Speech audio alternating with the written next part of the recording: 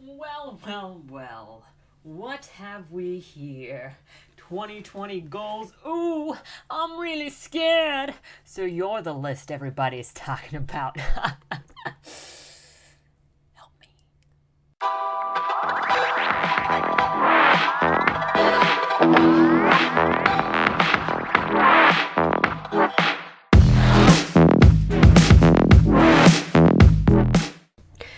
Hello, my name is Ian Kirkpatrick, and today we're going to embrace the cliche.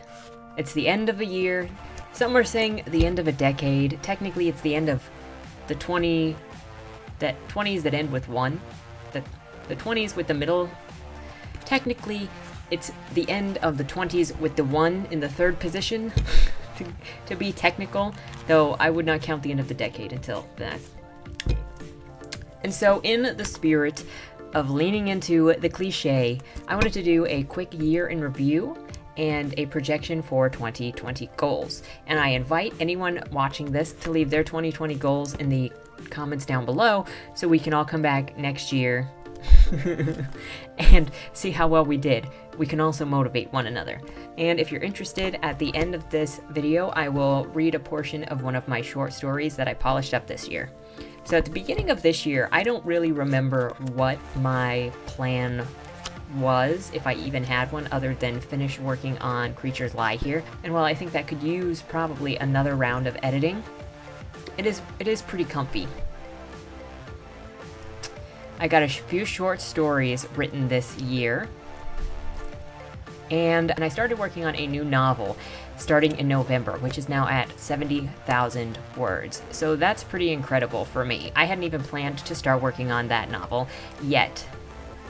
I didn't even know that I was going to be working on that novel this year. I'm trying to remember if I even knew that novel existed when this year started, or if it came up later, because it's a newer idea. Anyway, so one thing that I did differently this year than last year is I have this notebook that I actually filled out as a calendar. So if you go through it, it's got a monthly breakdown of things, and then it's got each week broken down like a calendar with some specific things that I wanted to hit, like create, read, some eating habits, and some exercise habits, because I wanted to start better reading habits and better writing habits especially, and I wanted to track that stuff. I also, at the beginning of this, did a pixel year in review to see if I could track my mood throughout the year. Now this is a cool idea, but it also doesn't help me because I don't like filling it out. If you notice, I haven't filled this out since December 11th. Except for some odd blue bubbles in the middle of there, and there was like the last 3 months I did not fill this out on time, and I kind of just guessed at my moods based on what was in these pages. At the end of this book, I also set up there's a bar graph, which I'm not going to go over, and some bigger things that I wanted to track, including total writing per month and also big events, because my writing has been so sporadic so much that in order to help me get better writing habits, I wanted to see how much I was actually writing so I could see if I did better or worse over the year. And in the best month of this year, I wrote 57,156 words altogether. And that was in November. I actually participated in NaNoWriMo this year. I don't normally do it, and, there are mixed feelings on it. I understand why. I'm not a huge proponent of it, but I wanted to kick myself in the butt and use it as a reason, and use it as a push to make me write more, to get in a better writing habit. This month it's fallen a little bit behind. I am like 2,000 words behind, at least writing 1,000 words a day, and that's going to be my goal. That was my goal this year, is to have 1,000 words per day, and I'm on target for that. I have written 360 something thousand so far, except for yesterday I didn't write it all, so I'm behind a little bit, but I am on goal to meet the 1,000 words per day standard, so that is good.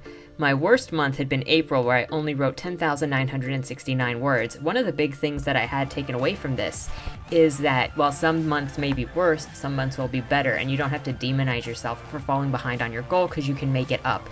Your year and your projects aren't determined by those goals. I also have at the bottom of this page, there are big events that I listed, and January had something like finished the first draft of Creatures Lie Here, because I've been working on that at the tail end of last year. Some of the big events include stuff like February was just really depressed.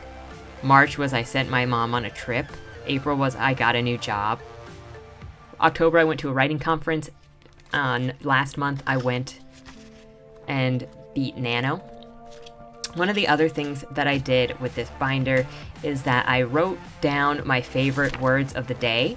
Another thing that I kept track of in that book was which books I finished that month. That went on the year in review page, or the month in review page, so that I could keep track of what I was reading and hopefully better my reading schedule, and that has also helped me read more, remember what I'm reading, and get on a better schedule with presenting book reviews for the books that I've been reading. In the month in review portion of the book, I had also created a section for my goals, so the things that I wanted starting out the month, and then the accomplishments, so the things that I finished that were expected or non-expected. Overall, I think it was really helpful to help me keep on board, keep motivated, and keep me measuring my day-to-day daily success, though again, I hate having to have something that I check in on every day, so sometimes I would leave it until the end of the month and then just kind of go back and grab my word counts from the devices that I have that count how much I'm writing, and I would fill that stuff in later. And so there's that. So in the coming year, I'm thinking I'm going to try harder to be on time with what I'm trying to do and stick to some of the goals that I make. And on that point, let's get into the 2020 goals. If you have any questions about what I did with this notebook, let me know in the comments down below and I'll tell you what I can. But I highly recommend setting a calendar and kind of treating whatever the stuff is that you want to get done like it's work, so that you're taking it more seriously. Somehow when you write stuff down, you do end up taking it a little more seriously than if it is just sort of nebulously in your head. And that is why over there I have a big marker board with my goals and my plans on it. Let's see if I can guide this camera over there. So if you look at that, on the left side, there are my novel goals for 2020, the backlog on the bottom, which is not anything I'm going to get to next year, and then the video ideas that I have on the right, so that when I get around to doing videos, I can look over there and grab something off of the wall. Of course, I also get stuff randomly that is not on there. Like the video about RWA was not on there. It just sort of happened when the event happened, and I had to add it because it was talking about something serious in book-related news. I know, this is all super interesting. So my goals for next year are to work on 3 novels. One of them is I would like to get them in presentable condition so that somebody else could read them, such as beta readers or an editor of some kind, at least to start to at least start getting a feeling for how the book is reading. And so I have 3 projects that I'd like to get in beta reading order next year. 2 of them are sci-fi novels set in completely different universes. One of them is at a first draft that's at 150,000 words right now, and it needs a lot of work, especially for a secondary plot with one of the secondary central characters. And the second one, as I said, is at about 70,000 words right now, and I think that's going to end up being about 100 to 110,000 when I'm finished with it. It's just about wrapping up to the end of the second act right now, and so I'll be jumping into the beginning of the first act just after 70,000 words. And then my third novel is going to be kind of a speculative, think Joker meets Fight Club style. That one is inspired by Jeffrey Dahmer, and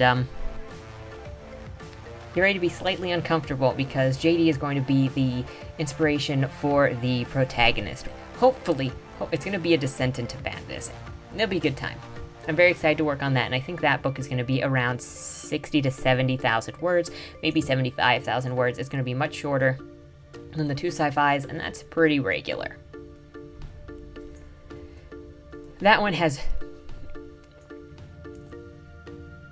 maybe like 15,000 words on it right now, because last year I attempted to work on it during NaNoWriMo and I could not get in the headspace for that. I had to switch over to Creatures Lie Here because it was time to write Creatures Lie Here.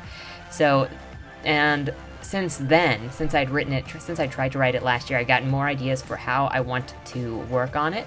And so I don't know how much of what's in there is actually going to be usable. Probably going to start over with that because I got to restructure stuff based on the information that I currently have and the ideas that I currently have. So those are my 3 main projects that I would like to have get up to critique group or beta reading level for next year. And that means I would like to be able to start querying them in 2021. I don't know if that'll happen. It all depends on how well it goes. A little background on all of these projects is the JD project was inspired, I started working on it last year for Nano. So I think it actually came into being in late 2017 or early 2018. I just got the ideas for it. The first robot one, that is at 150,000 words, I actually originally started creating these characters in this universe back in 2012. And the idea has been sitting around and sort of growing, but not being worked on actively. I think the last time I actively worked on it was 2016, and that's when it got up to the first draft that it is now. And then the current one that I have, that I'm working on now, that's at 70K, I think I got the idea for it earlier this year, honestly. And I'm not sure why it pushed to the top after I've been struggling all year. After I'd finished Creatures Lie Here, I did a little extra work on my first novel, Dead End Drive. And though I was editing my first novel a little more, I was really trying to look for what project to work on next. And that's one of the things that contributed to the low writing count in April, is I had finished working on Creatures Lie Here around April, and so I was looking for my next project, but nothing was really standing out as the compulsion of the thing that I need to work on right now. And I struggled all through summer trying to find the thing that I need to work on right now, and a lot of that time was then spent doing the workshop, the Tim Clare workshop, and the short stories, rather than any bigger project. And then in, I would say October, I had finally decided, okay, I'm going to work on Nano, I'm going to do Nano, and I'm going to focus it on this story. So that whole last week of October was entirely spent on kind of trying to get a vibe for the character so that once November 1st hit, I could hit the ground running and just start developing this world. And it's been going pretty well, except this month I kind of wanted to be done with it. I'm obviously running a little bit slow, so finishing the first draft of this novel is probably going to take place in January of next year. And then I'll start working on the Jeffrey novel. Some of my other goals, I would like to maybe look for more opportunities to query Creatures Lie Here, because it hasn't been out there. I would also like to have another perspective on Creatures Lie Here so that I might be able to clean it up a little more if it needs some cleanup, or push it if it needs to be pushed before I start querying. I would like to find some homes for some short stories, which can be a little bit difficult. Especially with some of the things that I write. They're kind of, yeah. So it'll be interesting. I like to shoot for the stars, a lot of big goals. Having 3 novels, and 2 of them being sci-fi, like long sci-fi, reader ready seems like shooting for the stars, but you know, I like to shoot really high, so even if I miss, I at least hit the atmosphere. Let me know what your goals are in the comments down below, and like I said at the beginning of this video, I'm going to read you one of my short stories that's not yet published because I'm not quite sure who wants it. I read this I read this portion of this story at the conference that I went to in October, and one of the gentlemen there actually said I should pitch it to Playboy, and well, I went and looked up their guidelines, and they don't take unagented stories. But if anybody has any connections, feel free to send them my way. This short story is called Elephant Box. The doorbell rings, and when I get there, a cardboard box sits on my doorstep, marked with red tape, international stickers, and my grandfather's name above a blank return address block. The FedEx guy walks back to his truck, climbs in, and picks up his clipboard. I pick up my box, but watch him. He marks his clipboard, then notices me. Lowering the clipboard slowly, he gives me this look like he stepped in smelly shit and it's getting, like, all up in his nose and ruining his day. He twists his head to the side and turns his face down. I think he's gonna look at the bottom of his shoe. We don't have a dog, so it wasn't my dog's shit he stepped in, just my porch.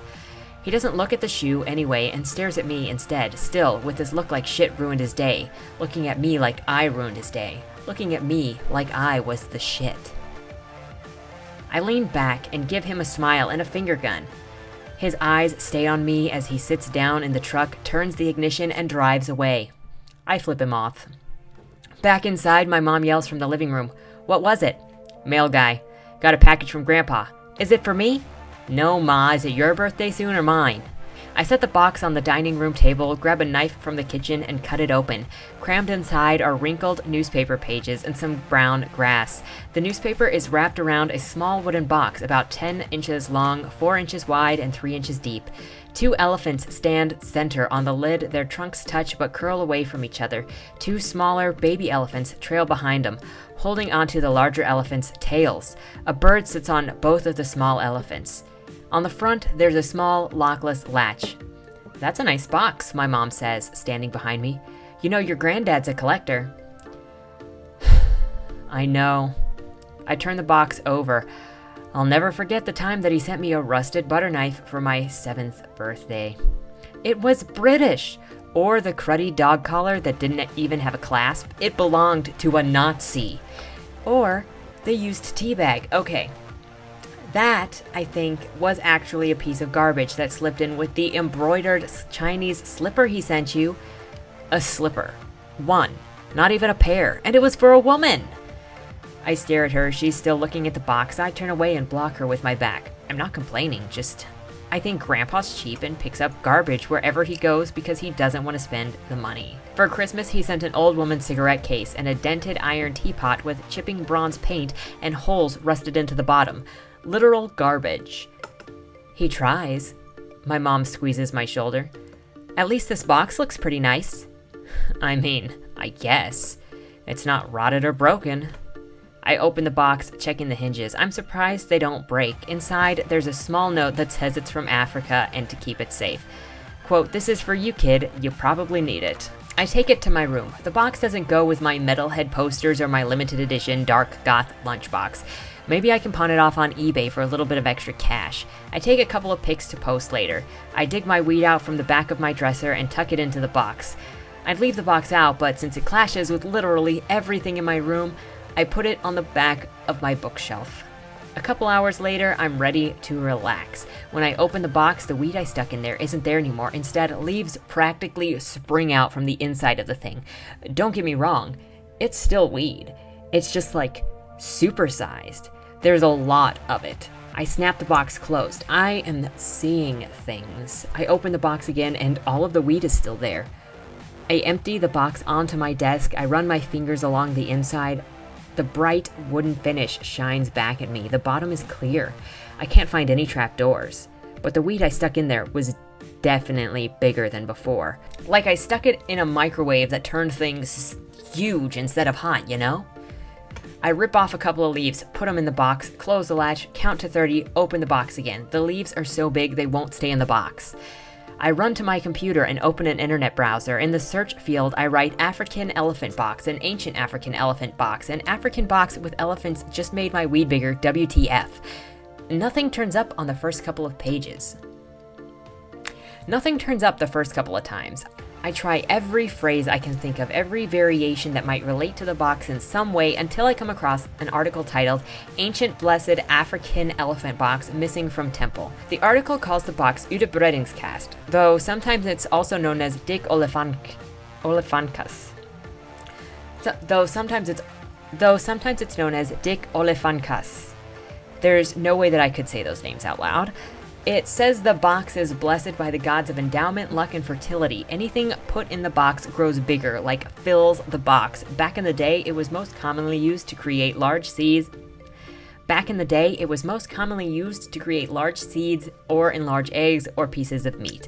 There are stories of the box being used to feed entire villages off a single chicken. It was also used to multiply wool pieces, make knives and spearheads bigger, and then there's the only legend that freaking matters.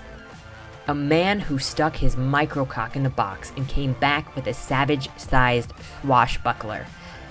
But that's not all. In addition to the Kong Schlong, the box also made him insanely fertile.